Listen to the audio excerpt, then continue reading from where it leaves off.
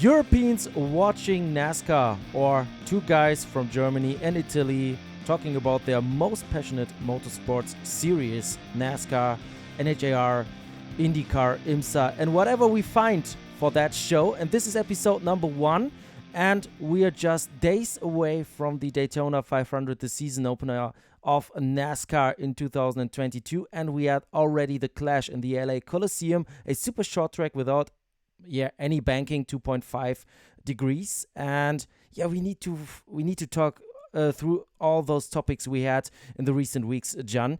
I think we should start with the clash because it's a little bit far away, but still it was the first race of the next gen car, and I think it was amazing on that super short track, 400 meters long.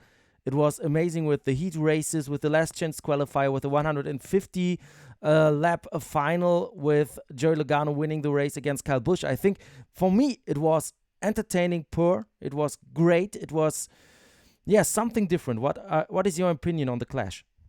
It was exciting to me, and that's something I cannot say since a long time. The clash was exciting. It was fantastic to see the grandstands packed with people in LA, packed with families, kids, and people not used to go to a race. That was fantastic. And then, of course, the format was peculiar. You had a mid-race show, you had concerts, you had heat races, you had last chance qualifiers. It was different, and to me, it was a very good way to start the season. Beating, banging, 400 meters. I read a lot of people saying it's not NASCAR because the track was too short and so on. But it was 50 years since NASCAR raced last time on a very short oval. And man, it was good. It was a big, big show. Yeah, I grew up on short tracks like that in the Netherlands, so I expected that kind of racing with the national hot rods in the UK and in the Netherlands, providing similar racing with different cars, touring cars and smaller cars. But I really expected that kind of racing with the one groove stuff. You need to have the bump and run to overtake or force the opponent into any mistake. And we are hot these lanes of cars with the one at front crashing because there was a guy behind the guy behind the guy pushing the other guys into the guy at front. It was amazing. So for a clash format, I think they found something very special. I don't see it as a championship race right now, but for having fun, for racing for a big paycheck, why not? Why not? And you had the halftime show with some rappers, Pitbull, who's a part owner of Trackhouse, together with Justin Marks. So he's a NASCAR owner, so he can play his music. And Ice Cube, it was all old school or popular hip hop, pop stuff. Not my favorite music. I was into rap when I was 12 years, 13 years old, I have to admit. But of course, I'm a more metal, rock, punk rock guy. But I know there are a lot of people enjoying this kind of music. It's there. Pitbull is in the charts all the time. He publishes a song, so there are a lot of people enjoying it. And just because I don't like the music, I cannot speak for everyone. So I think it was okay to have those guys, especially in California, to be on the stage and provide that kind of entertainment during the halftime in the clash and before the main race. So even if it was not my band, I liked the approach of having those guys attracting young people to the race. So I think overall the racing and the show they provided was great fun. Yeah, absolutely. And it made a great impression, I think, on TV. Because you don't see it every day. A temporary track built in just 3 months inside the LA Coliseum. It it's something different. And you say it best. Uh, it's a very good idea to start the season for a non-championship race. Then turning it into a points race may even be too much because it gets in the end, if we do the same thing all the time, it gets boring. That's it. It was a fantastic race, fantastic way to start. The next gen looked amazing. The cars took a lot of beating and banging without major issues. some little transactional issues, but just a couple of cars. It's a new car. It's young. That was a home run, literally a home run. And I really look forward to Daytona because we saw it's sold out, completely sold out. So the momentum is building. It's go time. You said the next gen car looked amazing. It sounded amazing. It worked good. First impression. Of course, we have to wait for Daytona and especially for 1.5-mile ovals. But the number placement, to be honest, it took me 1 hour to get used to it. Yeah, yeah. I can see it. I can see it absolutely. It's much better there than in the back Yeah. of the car. Absolutely. And to me, I, it was like that. That there's been in the past, in the 50s, there were numbers placed that way. Yeah. I don't see it as a big thing. Yes, it takes a little bit of time to get used to it, but to me, as long as the number is big and the sponsor is big, it's fine. And take a look at the Formula car now without a halo or without the aero screen. To be honest, at the beginning, we all thought, oh, the halo doesn't look good. The aero screen in the IndyCar doesn't look good. And now you see an old car without an halo, and you think, that's strange. What kind of Formula car is that? I think we all get used to stuff like that very, very quickly. So I don't see any issue there. And as long as it's better for the teams to make more money, to have better funding, why not trying it? So on my side, no complaining about the number placement. No, absolutely no. Not on my side either. And as you said, as long as it's good for the sport, let's go. And many teams they did very good with their liveries. Yeah. I The think RFK cars were yeah. really very good looking. I think we can close the clash at that point. What's your Yeah. next point in NASCAR? Well, it's time for the biggest race of the year, the Daytona 500. Entry lists were published just yesterday evening. There are 42 cars for the Cup Series. 6 are not charter cars, so 2 drivers will go home. And we have a team from Europe battling for one of those spots. Yes, the 27 car Team Haseberg with Jacques Villeneuve, former Formula One champion, Indy 500 champion, IndyCar World Series champion, who's trying to qualify for the Daytona 500. The team has no charter at the moment, so they are an open team. They need to find their way into the grid. The 44 of Greg Biffle. Greg Biffle, the Biff is back, man, with NY Motorsports or Racing. Amazing. NY Racing, yeah, that's the name. I think that's the former Extreme Motorsports outfit. Then we have Kaz Guella in the 50, JJ Yealy in the 55, Noah Gregson in the 62, and Timmy Hill in the 66. And to be honest, we cannot be neutral here. We cheer for Team Haseberg because Twan Haseberg, the owner of the team, is the father of Loris Hasemans, the two-time NASCAR World US Series champion, who's going to race in the US in 2022. And they have their roots in the NASCAR World US Series. So we work with Jacques Villeneuve since 2019, with Loris Hasemans since 2017, when I'm right, or 18. And of course, we want this car in the Daytona 500. So sorry, we cannot be neutral at that point. No, but let's explain to our viewers how it works. There will be a qualifying session on Wednesday at night in Europe, 2 at night, 2 a.m. The qualifying session will set the field for the duels. The duels are qualifying races to be held on Thursday. The first row of the Daytona 500 will be determined by qualifying. So on Wednesday night, we will know who is the pole sitter for the Daytona 500 and who is the outside pole sitter, so the guy starting second. That is very important because they are the only two with a guaranteed starting position as long as their car is still intact after the duels. The rest of the field will be determined by the duels. So what Jacques will need to do is to post a good qualifying lap times to start in a good position in the duels and finish better than the other non-charter teams in Thursday's races. So it's a very long process. It's long, it's complicated, and staying out of trouble, I don't know how many times I already said it, but staying out of trouble is the main thing. Yeah, and the question is not if there's going to be a big one. The question is only when. Yeah. Even in the duels, we will have some kind of wreck. Yeah, absolutely. It normally happens. This season, and this was one of my biggest topics for NASCAR. This year, there's a special, very, very special situation.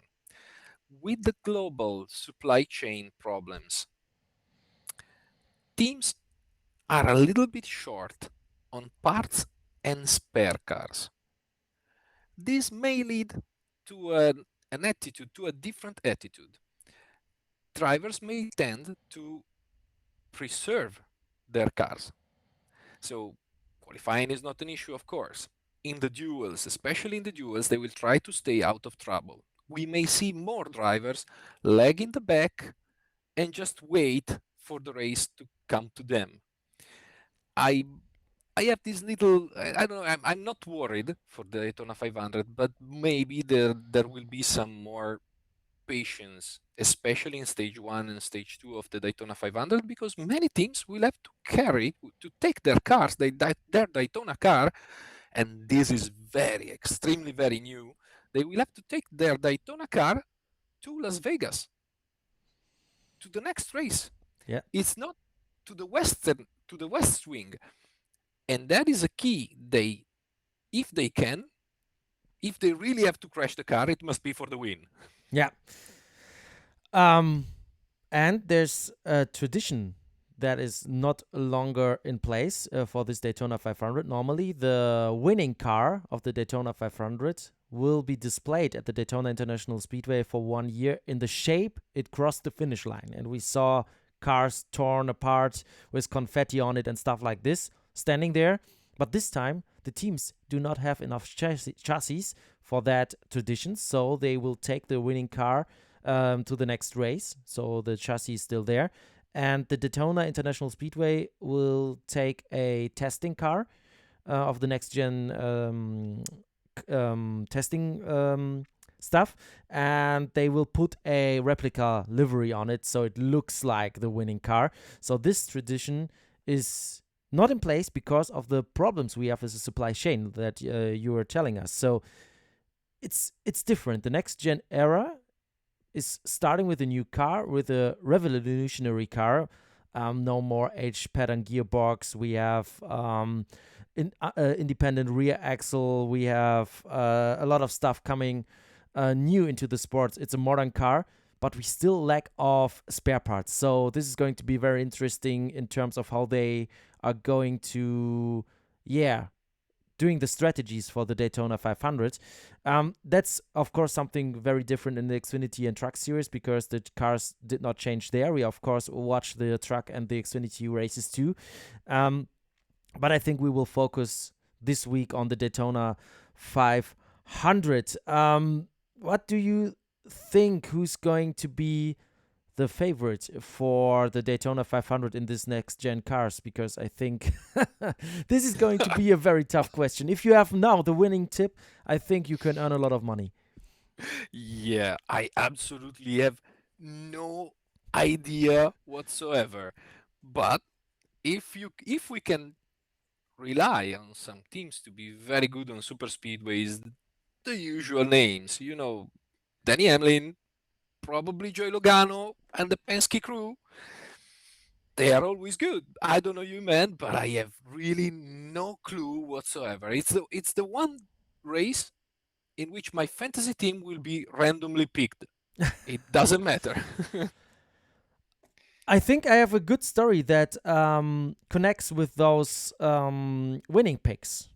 On motorsport.com, I work for the Motorsport Network in the German edition, but my US colleague Gimato wrote a piece about Toyota. Toyota has a problem on super speedways to have less cars than Ford and Chevrolet. Ford and Chevrolet each 15 cars, charter cars, of course, and Toyota only 6 cars. So on the super speedways, we saw Ford in the recent years optimizing the strategy of all drivers working together in the company.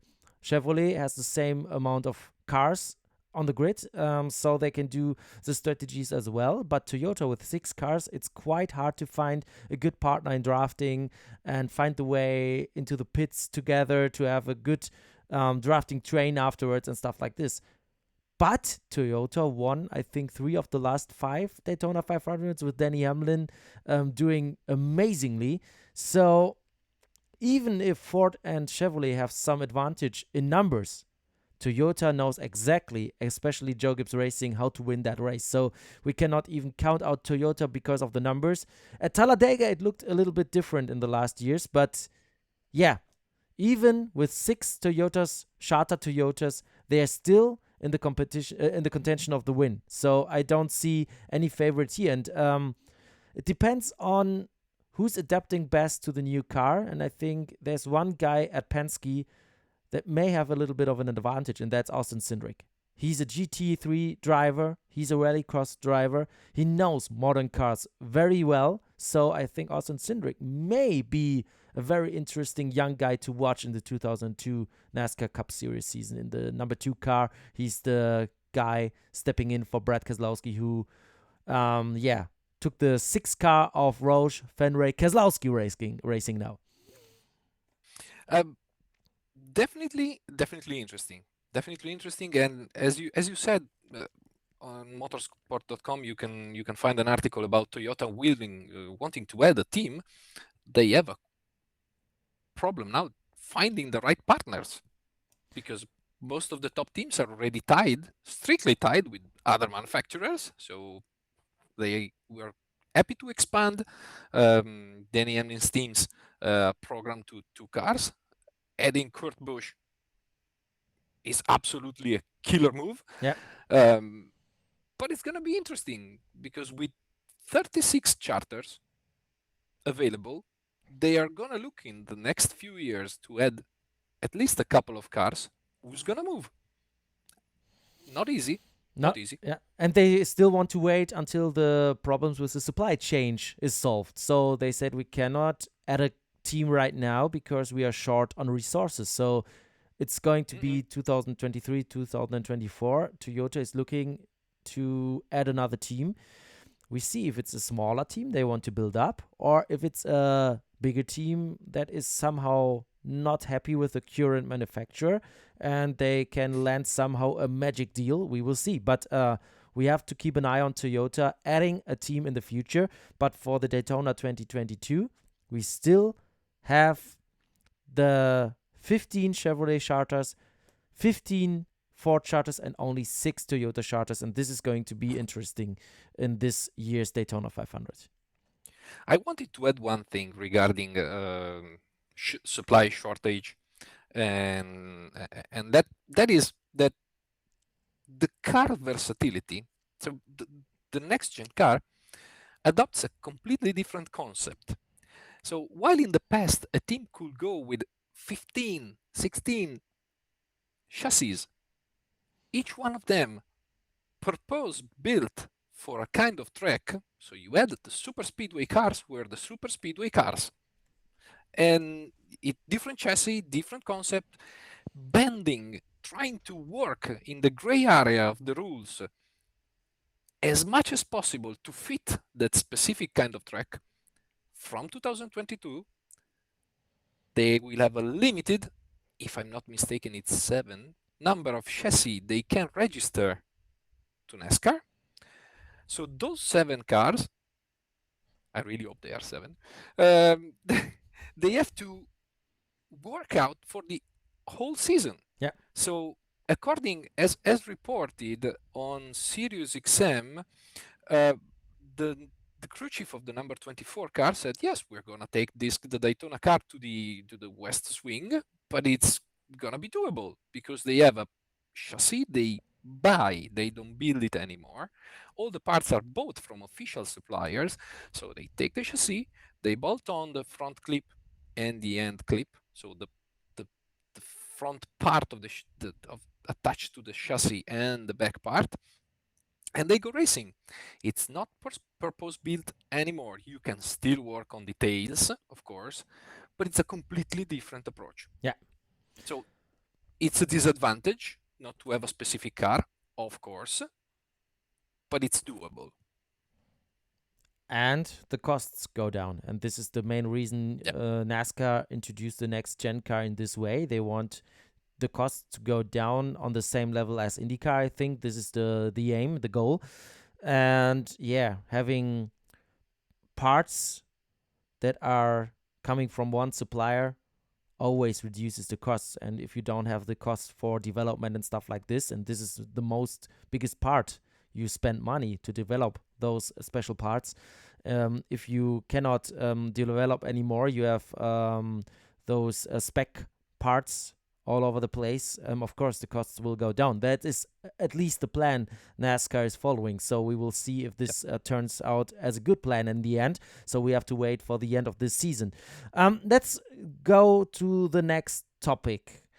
Driver Advisory Council the third, with Jeff Burton being the director of a new advisory council of current drivers and drivers who are already retired. They want to have influence on the sports, talk to NASCAR officials about their needs and what they think they should do in the future. And we had those councils in the past. I think there was one until 2019 consisting of 10 drivers.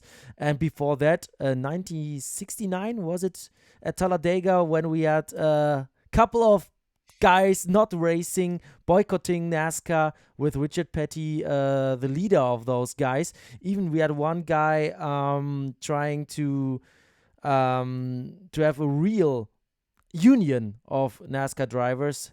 He was banned lifetime. Yeah, So there's a story going on about that.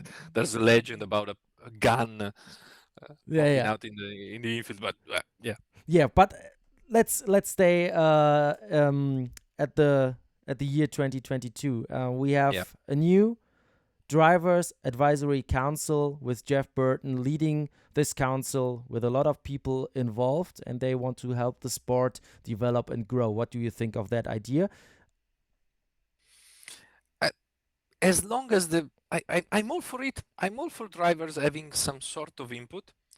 Of course, in my opinion, at some point NASCAR has to take decisions, for the better or the worse. They have to own it, and they take the decision. It's normal. It's a governing body. They at some point you can listen to opinions, but someone has to take decisions. But I really like when drivers speak out for themselves. I'm a big Tony Stewart fan. He doesn't need the drivers' council to speak for him, of course, but he never did, even when he had to say very bad things. But uh, if they can have their input, and if they want their voice heard, it's definitely positive for the sport. They know how to drive now, and now also, when they have a voice and decisions are made, like the next gen car, now they have to prove they like the decision. As Kurt Busch said, they gave us what we wanted. Now it's time for us to put on a show. Definitely, yes. Another topic. You have one? I Yeah. have still some topics, but you're next. Yeah, let me just take a look. Yeah, I have I have something. Yes. I wanted to talk about, just briefly, about Xfinity Series and Truck Series entry lists. They are very big. 47 cars for 38 spots in the Xfinity Series, 42 cars for 36 spots in the Truck Series. First, let's hope the weather doesn't influence qualifying, because there's no duels for Xfinity and Truck Series, so that it's qualifying, faster cars in qualifying, go to the race. So having bad weather may influence the first few races, actually, of the season, because some teams may not be able to race. Um, it is big fields. Expect some very interesting racing. A lot of cars involved.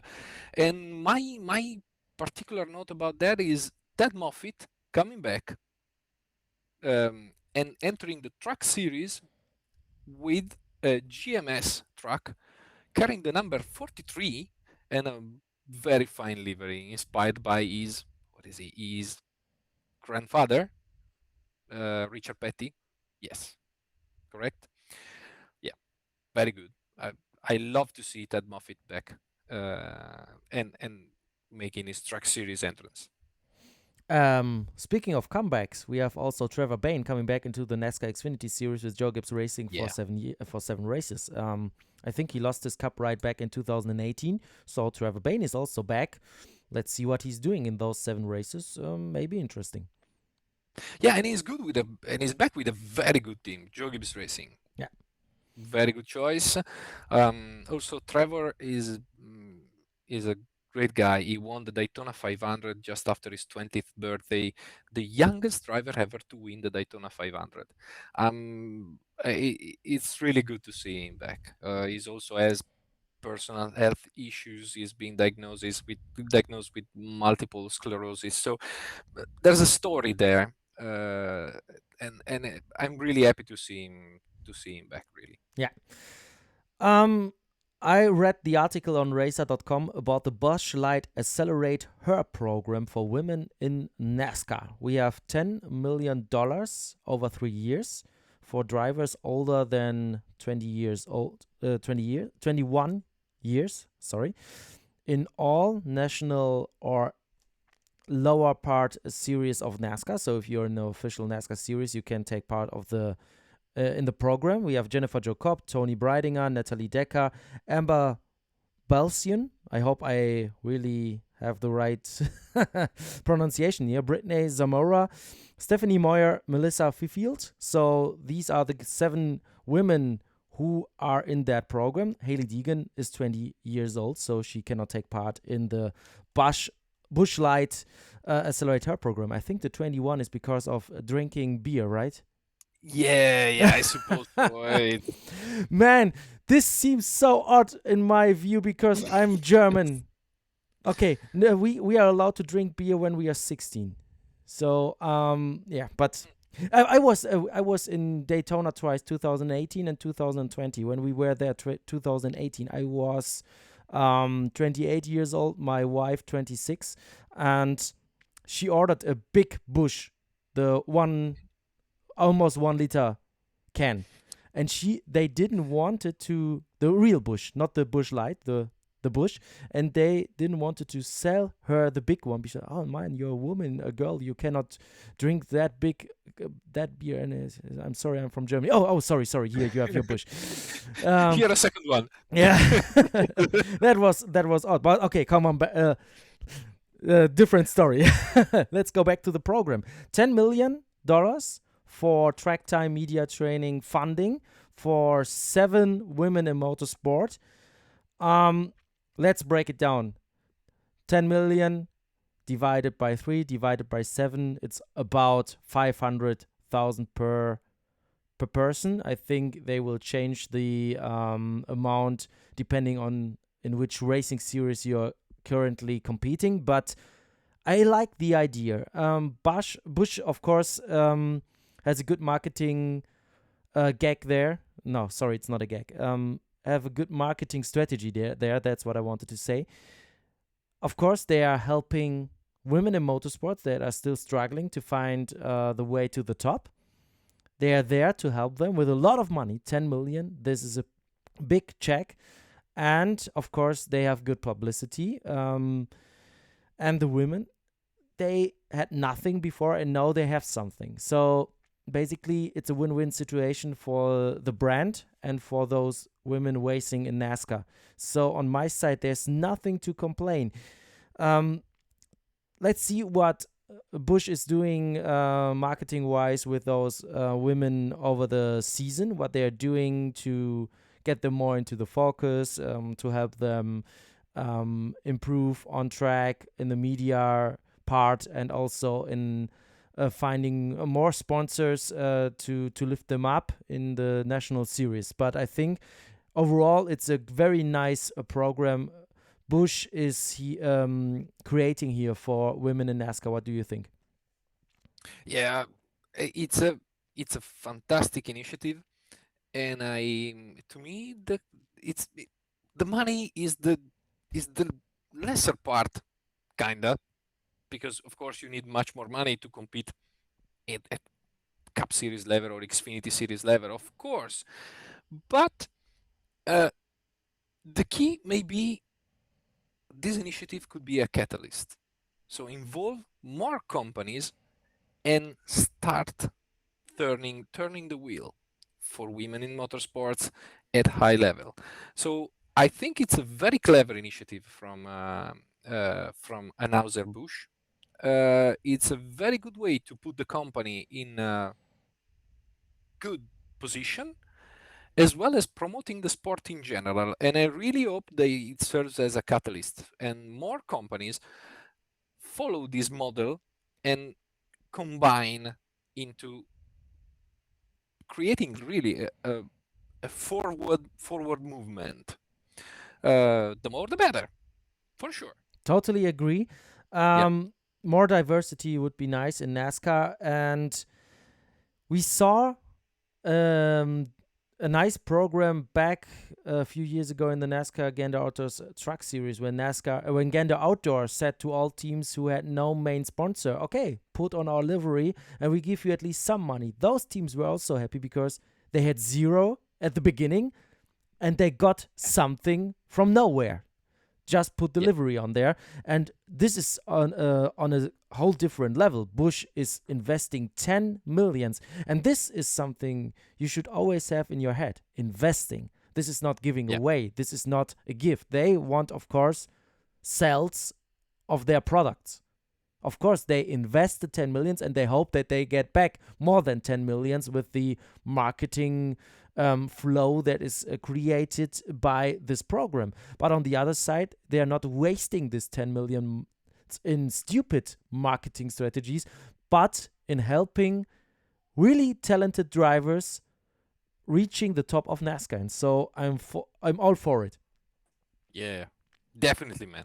Definitely. And I'm really looking forward as well to how it will develop in the future. Yeah. Uh, do you have any more topics regarding NASCAR? No, so you can go to your point and I will be very silent right now. No, no, no, no. I want to hear your opinion, man.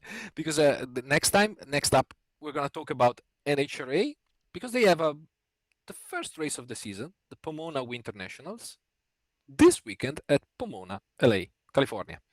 It's a traditional start of the season. They just came out this weekend from a test session at Phoenix in Arizona. Yes, the situation for the NHRA is developing in a there's a shift, a big shift in the NHRA, especially in the top fuel category. Okay, for those of you who don't know what NHRA is, drag racing, straight line, about uh, yeah, there's a start line, traffic light at the start, turns green, boom, everyone go, the two cars go.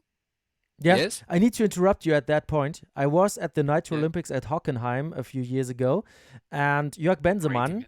the Hmm. promoter, we know him very well because he's also working with us in the Euro NASCAR for the German NASCAR Grand Prix. And he took me from the parking lot on a scooter to that traffic light and he said, okay, protect your ears, stay there for a second because there's a Top Fuel Dragster race starting now.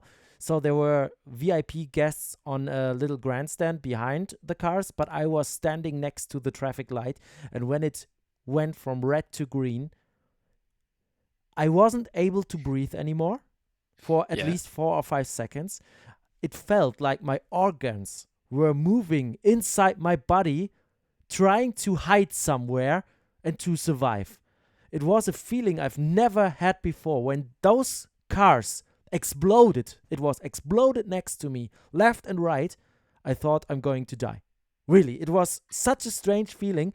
But when I saw them in the back with the parachutes coming off, and I started to breathe, I felt my full body was full of joy, pure joy. Yes. It was, what the hell did I witness in the past? And we say 4 seconds. Yeah. It was Yeah. It amazing. ta- it takes them to the top categories. It takes less than 4 seconds to do 1,000 feet I around tried to the find orbit. the video. I have a video of that. I stood there with my phone and I tried to find the video and I posted here in that show. At least Ah, on the yes. YouTube show. Fantastic. Do that. Do that because and if you want to know what it feels like, at least from far away, well, you should look for NHRA reactions on YouTube. It's full of videos of kids, but also adults experiencing top fuel or funny cars for the first time. It's like an earthquake. And It's an if I uploaded it somewhere, and I cannot cut it into the video, I will at least put the link into the show notes and video descriptions and stuff like that. So you're not going to miss it, and put it on socials, on our new social media profiles as well. So I'm going to find that video and share it with you. It was amazing. So back to NHRA. Yeah, but back to the current topics. But this is something. This is an idea for what we could do together, man.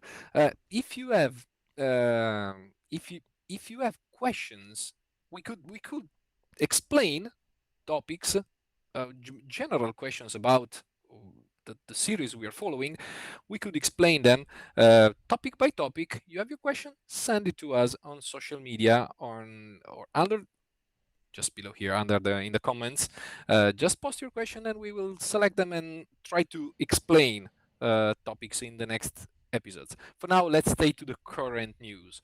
Well, there's a shift in NHRA. Don Schumacher Racing is shrinking from a multi-car team, probably the strongest multi-car team in the field, to a one-car operation.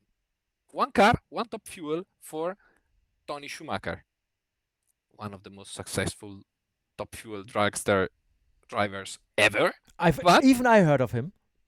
yeah, US Army, the US Army dragster, you all know it. Well, he lost US Army as a sponsor a couple years ago, so he was out on a part-time schedule. Now he's back full-time and he's the only driver at Don Schumacher Racing. Why? Because Tony Stewart, of course. Who else? Tony Stewart is jumping into drag racing because he doesn't have enough stuff to do in his life. Well, uh, he's jumping into dragster racing with a team, Tony Stewart Racing, fielding a top fuel car for Leah Pruitt, his wife, and a funny car for Matt Hagan. So, big shift. Tony Stewart And is also, everywhere. yeah, Tony's everywhere and doing everything. Absolutely. By the way, he was fantastic in commentary for the Busch Clash. Tony Stewart in the Busch class, Tony Stewart in SRX, Tony Stewart in Dragster Racing, Tony Stewart having his own NASCAR Cup team, Tony Stewart having his own track. Wait, I take a look. Tony Stewart is not under my table. Nope, but he's probably owning my town, probably. Somehow connected at least. Unbelievable. Unbelievable. Whatever. And also, Antron Brown, again, one of the most successful top fuel drivers of the last few years, I think 3-time champion, he is taking on an owner role, so there will be an Antron Brown Racing. All this results into a very interesting start of the season where qualifying will matter again in top fuel after a couple of years with a short field, less than 16 car, which is the minimum to have a full bracket. There will be someone will be left out again in top fuel. Anyways, you can follow the NHRA on nhra.tv from Europe. They have a streaming service, very nice one. They are streaming hours and hours of content because NHRA goes much more deep than just the top national categories. You have literally people racing what they have in their garage. There's a strictly stock class. There's literally you can go to the stripe and race, and it's very, very, very good. There's a whole culture in the US about drag racing. For us, maybe for us in Europe, I don't know you, man, but my opinion was formed way back. The same TV broadcasting the NASCAR highlights was broadcasting NHRA highlights as well. So I liked them from the very beginning. I was a young kid and I liked dragsters. And then I discovered the Europeans. They don't understand. Yeah. What can I Oops. say? Yeah. Yeah. Yeah, Yeah. but we have events in Europe. We One have of we have the wonderful biggest events. one you mentioned it, Yeah. the Nitro Olympics. I was Our I was even there in the commentary booth in the for the track. So there were about 30,000 people listening to me when we had two Euro NASCAR cars on the drag strip. It was amazingly slow because there were not dragsters, of course, but we made it to show the cars and to have some taste to get in taste of the NASCAR Euro NASCAR race at Hockenheimring. So I was there commentating a very slow drag style race from the commentary booth. It was amazing, even when those cars were not. You cannot compare them to dragsters, but I was there. I think only 2 hours because I was on my way to Munich. When I live in Bochum, I had to go to Hockenheimring and then to Munich to the south because I was commentating a NASCAR race in the evening on German television. So I experienced dragster racing in less than 2 hours and I was so hyped. I went to the commentary booth again at Munich in the studio to talk about NASCAR racing, and I think the first half hour of the broadcast, I was talking like, man, today I discovered dragster racing by myself. It was amazing here, it was amazing there. I saw that, I experienced that, because I was, so excited about that, and I love the format because it's boom, boom, boom, race, race, Yeah. race, race, race, short, short, short. It doesn't get boring at any point. So for me, something nice. But to be honest, I'm not following it at the moment on a regular basis because a day only has 24 hours. Yeah.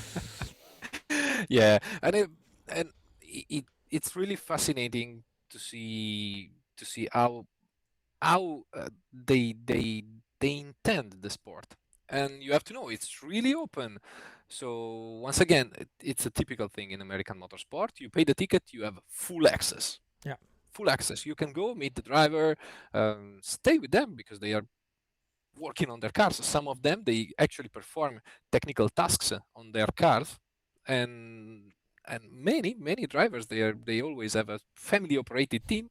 They just race what they have, and it's fantastic, fantastic, man. Just one more thing I wanted to say about drag racing. Uh, there's also there are also a couple events in Italy at Rivanazzano. Rivanazzano is an airport field, yeah, near Pavia. So for those of you who want to enjoy it, just have a taste of it. Just look for it on the web, and you can definitely go there. Rivanazzano. I hope I think they had some COVID issues because, of course, events could not be held in 2020. I think they started back in 2021. I'm definitely gonna go this year if it's possible. Thumbs up. That's it for NHRA. Yeah, that's it. Okay, then I will keep it quite short on the IndyCar series because it's, the part of the preseason that's still quite, nothing is happening. But we had the McLaren launches, and as a European, I was watching it because of the Formula One car, for personal interest, but also because of my job. And they showed three cars. They showed three cars the Formula One car, the Extreme E car, the off-road electric SUV for the new electric series that debuted in 2021, made by Alejandro Agag. That is the guy who also formed the Formula E. I was commentating Formula E and Extreme E in the past years on Motorvision TV. Amazing series. I'm all for electric motorsports. And at the same time, I love V8 motorsports. That's totally okay to do that. But as long as it's fast, yeah, I don't mind. and entertaining. That's the most important part for me. But then they also showed the McLaren IndyCar car. And of course, the liveries of the cars in the IndyCar are quite different because they are not allowed to have the same livery on two cars. But they merged it a little bit. And that's what Zach Brown said. I read an article on racer.com about that. Zach Brown, the CEO of McLaren, said, what we want to try is to tie our programs much more together. Of course, Formula One is the spearhead. Formula One is the top tier program at McLaren, 100%. But they want to try to, connect it to the IndyCar program with Pat O'Ward, whose dream is to go into the Formula One day and stuff like that. So maybe McLaren is doing a very nice move by combining those programs, the McLaren IndyCar program and the Formula One program, and find ways to learn from Formula One to apply that on IndyCar and vice versa, because we have in the Formula One the budget cap. They are not allowed to spend billions of money anymore. So what they can, of course, do is do some research in IndyCar and try to apply it for free in the Formula One. That is, I think, one point, but also for drivers and opportunities. It's nice to have a way into McLaren, maybe race in the IndyCar series, Extreme E series, with lower barricades to go into those series. And maybe you don't need to do the typical European ladder, Formula 3, Formula 2, Formula 1, but maybe with McLaren you find a new bridge to go into Formula 1 by racing in IndyCar, by racing completely different series. So I think what McLaren does there to have Formula 1 as the, and that's a quote, center of gravity, but with the combination of other racing programs that are tied close to this center of gravity. And I think that's a good idea that McLaren has. And I think that could be very interesting for the future in developing new opportunities for young drivers. What do you think? Absolutely. It's a ideally a perfect environment to develop. The more the better. The more interconnections, the better. I also saw that IndyCar, by the way, I wanted to ask you, I also saw that IndyCar is ready to test their new endothermic engine. Yeah, hybrid. Wow. I think they went a very interesting way. What's going on there? There's a lot going on. New car, new engine package, and stuff like that. So I think we should use another episode when it gets more recent and more breaking news, when we have more details. But of course, we see it in every top-tier motorsport series. You have to go the electric way. WRC, hybrid cars. Rallycross, full electric. Formula One, for years and years, hybrid cars. We know that the next gen car is built to add an electric motor someday. We have the IMSA series with the LMDh car, with the LMH cars, or the new GTP class, or the new old GTP class going hybrid as well. And this is a good transition for the next topic, IMSA. We're going to talk about that in a few minutes. But IndyCar is also doing that move.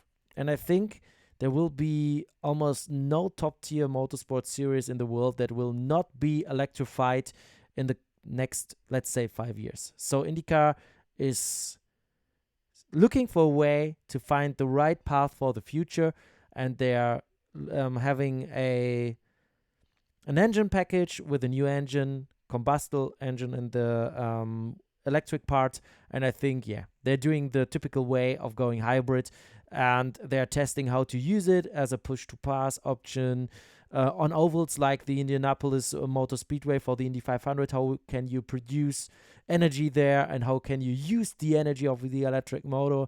They already did some testing by changing the turbo pressure and stuff like that.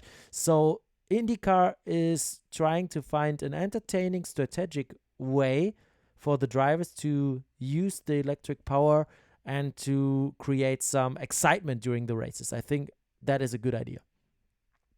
Very, very, very interesting. I also saw that they tested yesterday. There's a report by Marshall Pruitt on Racer.com.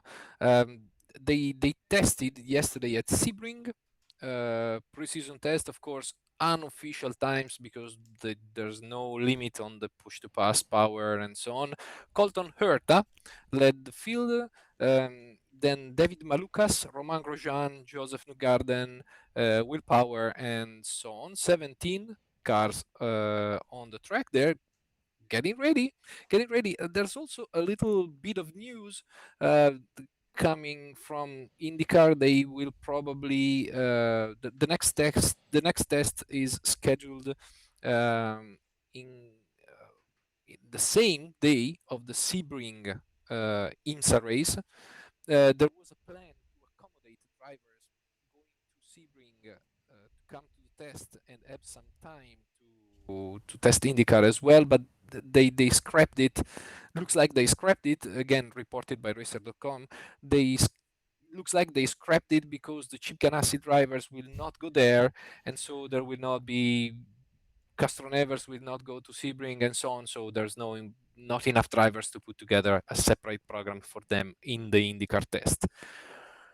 This means that maybe we can segue to IMSA. IMSA is not going to have as many IndyCar drivers at Sebring as it had in the Daytona 24 hours. Good topic. The Daytona 500, 24 hours of Daytona, of course, man. Too many Daytona races in a couple of weeks. Meyer Shank Racing won in the DPI class. It was the only full-time team in the last season without a win, but they were close to win races several times, but now they made it. We had this amazing battle in the new formed GTD Pro category that is replacing the GTLM and GTE cars in the 2022 season. We had Laurens Fantor versus Mathieu Jaminet in the, what was it? The KCMG car, I think, with this last lap clash, beating and banging, and the FAF car won at the end the race. Dragon Speed won the race in the LMP2. We had also amazing battle there with Tower Motorsport. Yeah, and the LMP3 and GTD races were, normal GT and LMP races.